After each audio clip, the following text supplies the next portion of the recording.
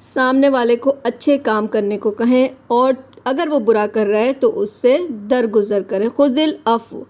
اللہ تعالیٰ نے کہہ دیا کہ عادت بنا لو کہ لوگوں کی بدتمیزی آپ کو پریشان کر رہے ہیں تو آپ ان کو اوائڈ کرو، ان کی حرکتوں کو اوائڈ کرو، لیکن ساتھ میں وَأْمُرْ بِالْمَعْرُوفِ، نیکی کرنے کو بھی کہو، سامنے والے کو اچھے کام کرنے کی بھی صلاح دیجیے۔